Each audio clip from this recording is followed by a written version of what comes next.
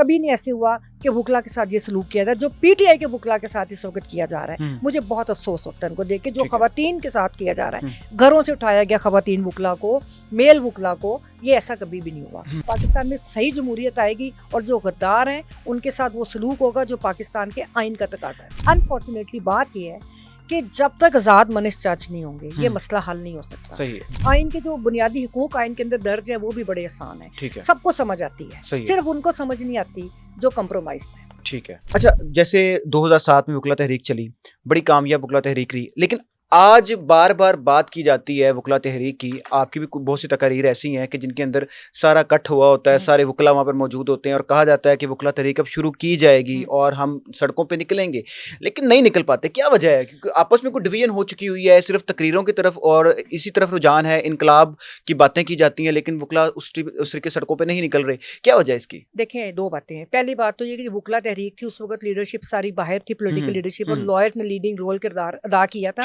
اور وہ براہ راست ایک آئینی سوال تھا اور براہ راست جوڈیشری سے ریلیٹڈ تھا.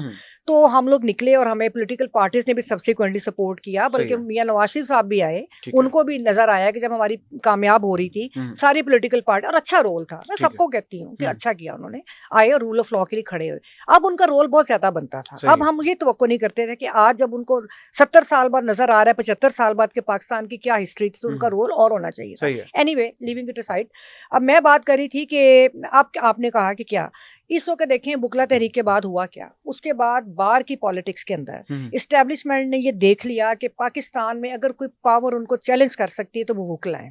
اس کی بہت ساری وجوہات ہیں, لیکن اب میں اس طرف نہیں جاتی کہ انڈیپینڈنس ہمارے پروفیشن میں, وکیل ہوتا ہی آزاد منش ہے, ہم کسی کے ملازم نہیں ہوتے, ہم کسی کے ماتحت نہیں ہوتے, اور ہمارے میں کیونکہ ہم قانون اور آئین کو جانتے ہیں اور ہم یہ اور حقوق کے اویئرنیس ہوتی ہے ہمیں, تو ہمیں پتہ ہوتا ہے کہ ہم نے کس طرح سماج میں تبدیلی لانی ہے, اور ہم کمیٹڈ ہوتے ہیں اپنے کاز کے ساتھ, اور ہم نے کبھی کمپرومائز نہیں کیا.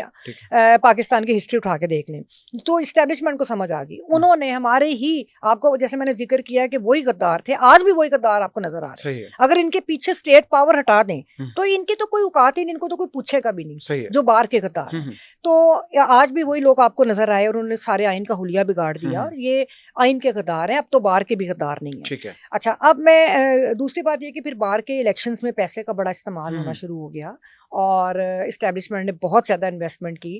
پھر جو بہت سارے لیکوریٹو عہدے ہیں بار کے اندر, ریاست کے اندر, جو ہر شہری جو وکیل کا حق ہے جو میرٹ کے اوپر آتا ہے کہ وہ بالکل ریپرزینٹ کرے, ایز اے اٹارنی جنرل بھی کرے, دیگر عہدوں کے اوپر بھی کرے, ایڈوکیٹ جنرل بھی کرے, ایڈوائزریز میں بھی جائے, لیکن یہ ٹیلنٹڈ لوگوں کا کام ہے, اس میں خواتین کا بھی شیئر ہونا چاہیے.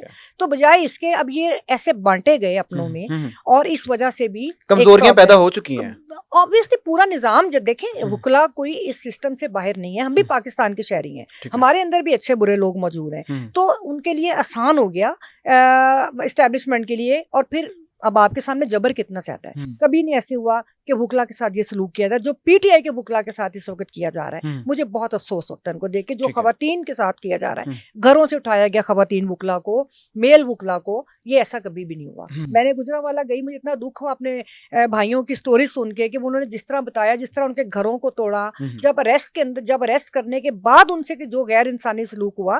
تو میں آپ کو بتاؤں کہ اس کا ہم بدلہ ضرور لیں گے, ہم اس کا بدلہ لیں گے, یہ میں آپ کو بتا دوں کہ جو وکلا کے ساتھ اس طرح ان کو جس طرح ڈیگریڈ کیا ہے ہماری بار کو, تو ہم ایسے چھوڑیں گے نہیں. پاکستان کے اندر آئین کی حکمرانی بھی ہوگی, پاکستان کے اندر اب جو نظام آئے گا وہ بالکل اس نظام کو, جب یہ گرے گا یہ گرائیں گے ہم لوگ, اور پاکستان میں صحیح جمہوریت آئے گی, اور جو غدار ہیں ان کے ساتھ وہ سلوک ہوگا جو پاکستان کے آئین کا تقاضا ہے. آئین کی بات کی جاتی ہے, یہ آئین کو اتنی مشکل زبان میں کیوں لکھ دیا گیا کہ عام بندے کو سمجھ نہیں آتی؟ اور جب سپریم کورٹ کے اندر بھی جاتا ہے آئین, اور جب بھی کوئی فیصلے کیے جاتے ہیں جماعتوں کے حوالے سے, تو نظریہ ضرورت بن کے فیصلے سامنے آتے ہیں, اور آئین کی ایک سائڈ پہ اور تشریح ہو رہی ہوتی ہے, دوسری سائڈ پہ اور تشریح ہو رہی ہوتی ہے, اور وہ ایک ہی شیک ہوتی ہے, ایک ہی لائن ہوتی ہے, اور ہر کوئی اپنے حساب سے اس کی تشریح کر رہا ہوتا ہے. ایون کہ جو ججز ہیں وہ بھی اپنے اپنے حساب سے اس کی تشریح کر رہے ہوتے ہیں. تو آئین کو اتنا مشکل کر کے جو پیش کیا جاتا ہے, کیا اپنے حساب سے اس کو ایڈجسٹ کر لیا جاتا ہے؟ دیکھیں میری بات دو طرح سے میں اس کا جواب دوں گی. ایک تو میں ایز لائر جو آپ نے بات کی,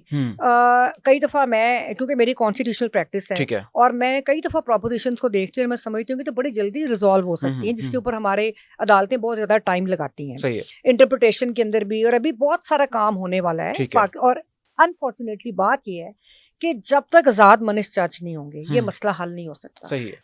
بہت آسان انٹرپریٹیشن تھی, صرف آپ ریزرو سیٹ والا کیس پڑھ لیں, اس میں جو 8 ممبرس نے جس میں جسٹس منصور علی شاہ بھی تھے, انہوں نے بڑی اچھی, اس کے اندر جسٹس منیب اختر تھے, تو جو وہ انٹرپریٹیشن انہوں نے کی تھی وہ بڑی آسان انٹرپریٹیشن تھی, اور یہی ہوتی ہے جو کانسٹیٹیوشنل کورٹ نے کرنی ہوتی ہے. اس کا ویژن بھی زیادہ ہوتا ہے, اس کے اندر اس نے ایک آزاد طریقے کے ساتھ لوگوں کے حقوق کو پروٹیکٹ کرتے آئین کے منشا کو سمجھتے ہوئے انٹرپریٹیشن کرنی. جو غلام ججز ہوتے ہیں, جو سسٹم کے آگے جو بچھے ہوئے ججز ہوتے ہیں, ان کی انٹرپریٹیشن آپ کو سمجھ آ گئی کہ وہ ہمیشہ رائٹس کو چھینتے ہیں, وہ رائٹس کو دینے کو تیار نہیں ہوتے, اور وہ ہمیشہ طاقتور حلقوں کو. اچھا, دوسری بات, آئین بہت آسان ہے, آئین کے جو بنیادی حقوق آئین کے اندر درج ہے وہ بھی بڑے آسان ہیں, سب کو سمجھ آتی ہے, صرف ان کو سمجھ نہیں آتی جو کمپرومائز ہیں. ٹھیک ہے, صحیح ہو گیا.